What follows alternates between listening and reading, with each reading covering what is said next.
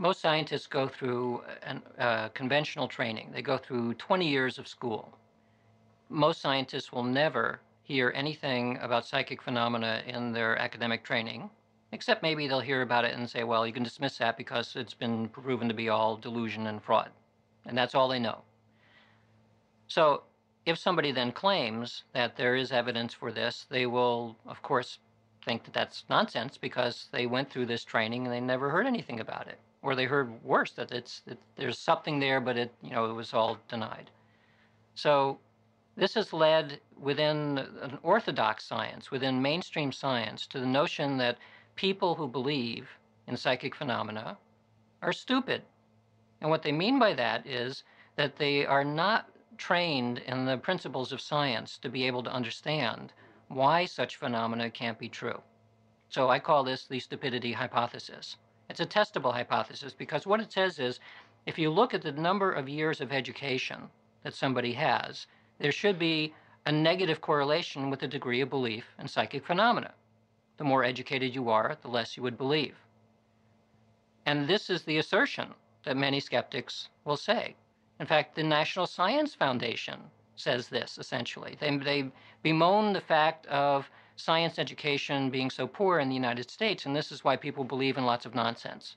Well, some of that is true. People are not very well educated in science, but they include in the mix psychic phenomena as an example of one of the crazy things that people believe because they're stupid. If you look at the actual data, you look at the survey data, you partition it by the number of years of education versus belief in things like ESP. It is not a negative correlation. And in fact, it's a significant positive correlation. What does that mean? That means that the more educated you are, the more likely you are going to believe in psychic phenomena. So in other words, you can test the stupidity hypothesis and it fails. When you do the same sort of analysis and you do surveys for college professors, what percentage of college professors believe in things psychic? 60 to 70%. Well, they're not stupid. So the ignorance spin that is put on this is absolutely not true. So there needs to be other ways of understanding, well, then what are they believing in? Why do they believe in this stuff? Mainstream science says it couldn't possibly exist, but it's based on a false premise that it couldn't exist. Why did they believe? Most people believe in something even when science says it can't be so because of their own experience, their personal experience. And so you can kind of make a guess that people who are not very well educated can be deluded into believing things, even though science says you shouldn't believe it, because they don't have the critical thinking apparatus in order to figure out what might be coincidence and what might be wishful thinking and so on. But that is not the case when you have highly sophisticated psychologists, for example, or other kinds of scientists who spend their lives critically thinking about things. If you start denying your own experience, that's like one step in the nut house. You can't deny your own experience. So scientists, like many people, will become schizophrenic. They have personal, private beliefs that are developed because of their experience, but they don't talk about it in public. Because in public, at least within the academic world, you're not supposed to talk about it. And this is one of the few areas in academia where this taboo is not only strong, but has persisted for at least a century, probably more than a century. I know many, many academic colleagues. These are distinguished people in their fields, in psychology, cognitive neuroscience, the basic neurosciences, physics, and so on, who privately are very, very interested in these phenomena, psi phenomena. Some of them are doing their own experiments. Some of them are getting successful results in their experiments. Well, why aren't we hearing about it? Because the culture in the academic world says you cannot talk about it. So we're living in the parable of the emperor's new clothes. It's something that everybody knows, but cannot speak about it. So just from a purely sociological point of view, this is so interesting. You have this completely schizophrenic split between experiences which happen repeatedly and have throughout time and to all kinds of people, including college professors, and then you have to officially deny it.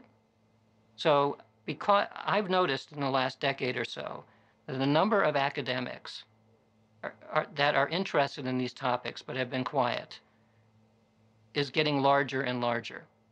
And I'm not exactly sure why. The times have changed. There's new openness to new ideas. Maybe because the idea of mind-body connections is no longer considered a lunatic fringe, but is mainstream, that people are more open to new ideas. So this is like a new ancient idea that now it's becoming not quite, you still can't quite be public about it, but the number of people has grown, so there's a restlessness which is occurring. And I'm the lightning rod for it. I get contacted by these people all the time and telling me their secret interest in it. And I say, well, did you know that so-and-so in the same department where you are is interested in this? And they say, really? I never knew. And then they start collaborating. And there's an invisible college that's beginning to evolve of its own accord. So I'm projecting that within 5 or 10 years, perhaps, that the invisible college will grow so large and the pressure will be so large that the taboo will be addressed. I mean, even at this point, the taboo is so strong, you're not even supposed to talk about the taboo. It's like a highly secret government project where the fact of the existence of the project is secret. Well, the taboo is secret. No one's supposed to talk about it. Once the taboo is addressed, that's the first stage in making it dissolve. And at that point, you will find an enormous amount of interest in studying these things within mainstream science. And I've known this has been the case for at least 20 years. 20 years ago, I would give a talk to a group of technical people and scientists. And being out of that culture, at the very beginning, I'll say something like, you know, they're all expectantly waiting to hear what I'm going to talk about. And I'll say, I know what you're thinking. And of course, they all laugh. And what you're thinking is, why am I talking to a scientific and technical audience about something which you only know from the entertainment world? Psychic phenomena, after all. And the reason I'm talking to you about it is because when you look around, you'll find that it's standing room only. And this is among scientists and technical people in a technical environment. Well, why is it standing room only? Because everybody's interested in it. Most people in a positive direction, some in a negative, but they're still interested. What other area of science do we know where there's an enormous amount of interest and nobody doing anything about it? So I say at the end of the talk, if there was funding, there's federal funding, funding from your company, wherever it happens to be, that allowed you to do this without risk to your career, how many of you would like to do this research by raising your hand? Almost everybody. I mean, so I present the issue back to them saying, well, why am I different? The only thing that makes me different from you is that I was willing to take a risk. Because I'm interested just like you are, except that, you know, I'm willing to say, well, it seems more interesting to me than things like having a very secure career, because ultimately our lives last that long, and, you know, do something interesting. That's my philosophy. So that's part of the way that I see what is happening in terms of this taboo, which has persisted and needs to break.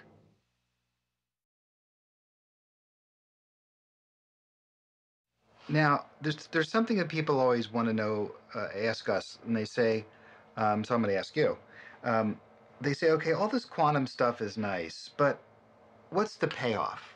What does it mean in my life? What does it mean me personally? What does it mean for humanity? What does it mean to society? How does any of this stuff happening with little subatomic quarks? What is that? What's the payoff? Why should I care about any of this? Well, my father studied philosophy for many years, and I never got it. I never understood, why would anybody care about things like basic assumptions about the world? And now I understand it a lot better, partly because I'm older and able to reflect back on my life and history. But the reason that philosophy is important is because its purpose is to look at assumptions about who and what we think we are, about the way the world works, and so on. So from a science point of view, the philosophy focuses then now on two different kinds of worldviews, a worldview of the classical type and of the quantum type. I fully expect later there will be something that is beyond the quantum, but just right now we can compare these two. From the classical side, we are mechanistic things. We are like little robots. And robots, we can build them, we can throw them away, it doesn't matter. In addition, robots don't have any conscious experience. It's like asking whether your computer has a conscious life. Most people think that's probably not the case. So you can throw it away, turn it off, it doesn't matter. But what if the assumption was false?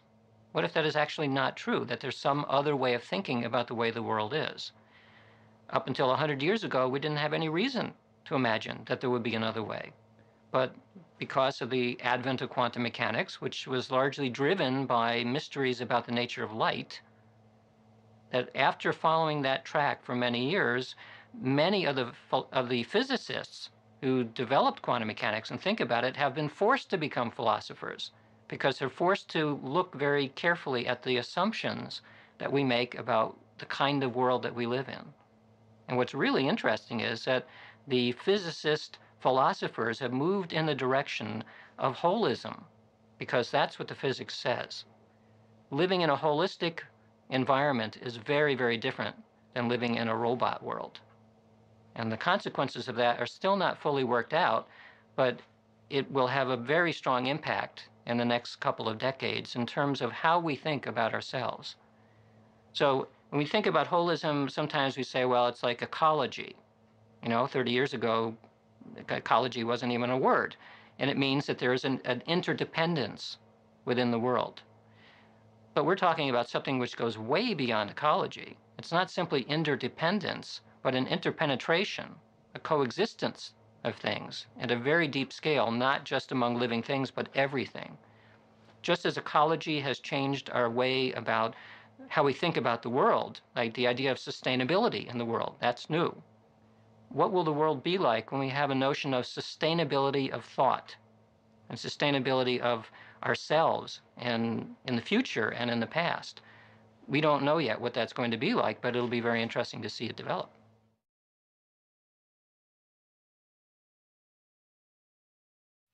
Now, when you say there it seems to be a correlation, I mean statistically, what's the deviation from randomness that someone focusing on having more ones would happen? Is it like 2 to 1 randomness, or is it a 10 billion to 1, or?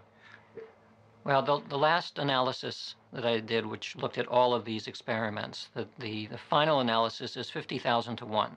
The odds against chance are 50,000 to 1 that the behavior of the random number generators would go in the direction that they did, that were consistent with what intention was wishing them to do.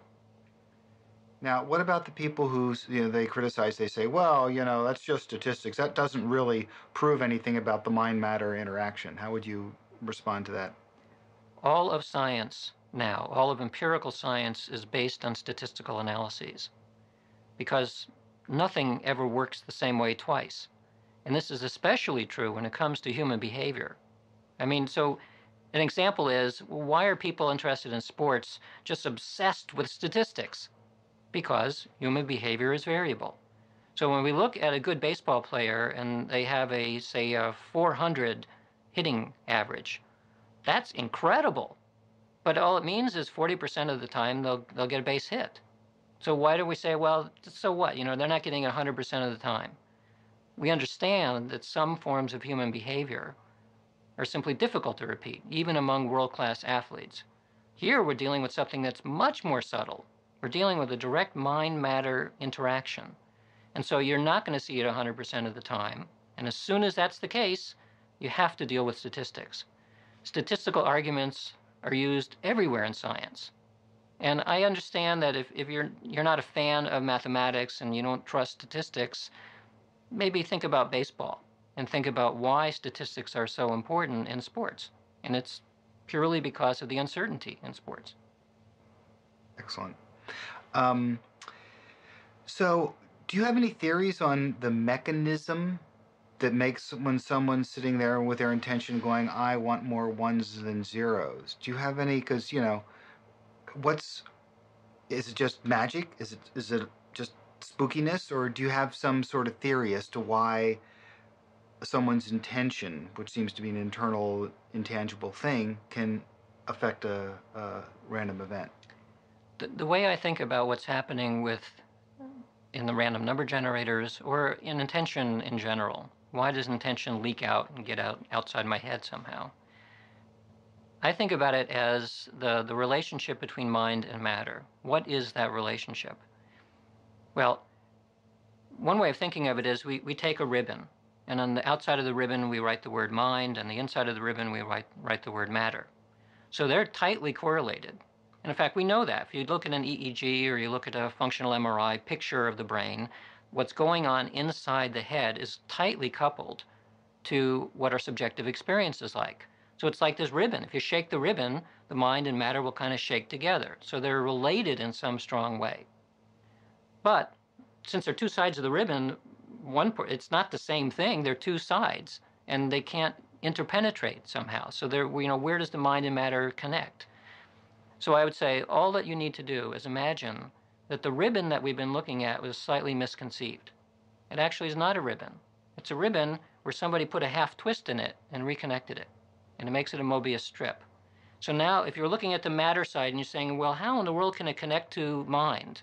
And you keep tracing along this thing and you find suddenly you were working on matter, but you've ended up on the mind side. Well, why is that? It's because a Mobius strip has one side. And it looks like a ribbon from a distance that has two distinct sides, but it really isn't.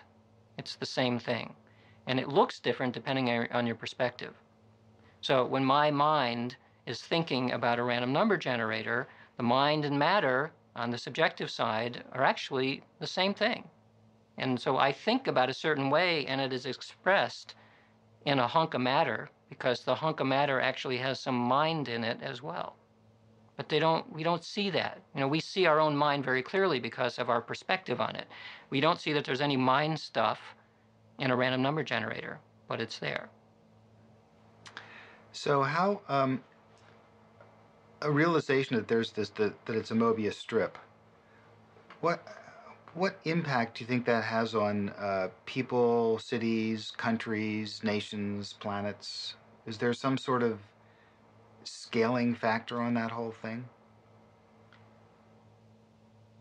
Because again, people are still saying like all this stuff is great, Mobius strips, that's wonderful, but I'm still living in the world I'm living in, and trying to get a kind of a big picture of what does this really mean? Because when they first came up with the quantum stuff, it was like, what does this really mean? And 100 years later, we're still asking that question and uncovering it. So right. I'm just sort of asking it again. Well, one implication of this is that people might think, well, if my wishes really can push the world around, then how come I can't win the lottery?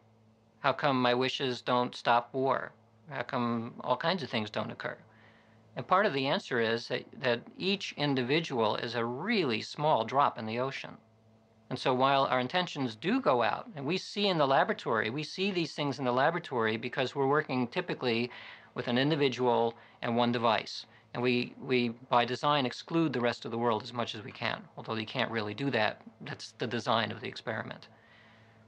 But when you're dealing with the universe at large, and my intention does go out, it ripples out and affects the entire universe, most of the universe doesn't care. It doesn't want to respond. It's off doing its own thing. So from a perspective of thinking about everything as having some form of intentional goal, some kind of wish, whether it's an electron or human or anything, it has some kind of a push out into the world. It's all happening at once. It's all mixing together. And you need to have an enormously strong push in order for that ripple to be felt by anything, unless you happen to be predisposed towards it. So, for example, in a case of an individual and a random number generator, I specifically focus them on that device. And I look at the device at very specific times, and I know what I'm looking for. And we see these small effects. They're there, but they're small. You can say then, well, what would happen if we had 1 billion people all doing the same task, with all focusing in on something, a random number generator or a person or anything? Would you get a larger effect? And the answer is probably, but the form of intention would have to be extremely coherent in order for it to have an impact. And the reason is that you imagine that intention is a wave-like structure. If you have more than one of those waves, then the two waves can interfere. They can destroy themselves if they happen to interfere in the wrong way. So if you have a billion people thinking the same way, the same time, in the same manner, I imagine that you would end up with a very large effect, even in random number generators, which are just basically hunks of physical stuff that's getting pushed around. Does that prove that random effects matter? Proof is not a word that is used in science. We can show evidence for. We can create a certain degree of confidence that an effect is what it appears to be. We can make measurements. So what we can say is that we have high confidence at this point that the nature of randomness changes when large-scale world events occur. It's not clear what it proves yet because it's not even entirely clear what the proof would be of, other than somehow mind and matter are connected or reflect each other is probably a better way of putting it. Well, I think the mathematics for chaos theory and complexity theory are very solid. Is it a new wacky idea? All new ideas are wacky until they become accepted, and then suddenly they become conservative and orthodox. So, of course, in the beginning of every new application, or especially any idea that is coming off from the side, will be perceived as wacky. And then somebody will get a Nobel Prize and it's not wacky anymore. Which is not to say that all new ideas are equally valid, because some of the wacky ideas coming in are in fact quite wacky. And it's only through the passage of time and the value of science, which is to continually confirm that the idea is true or not, where we begin to get a sense of what is likely to be true versus what is likely to be a fantasy.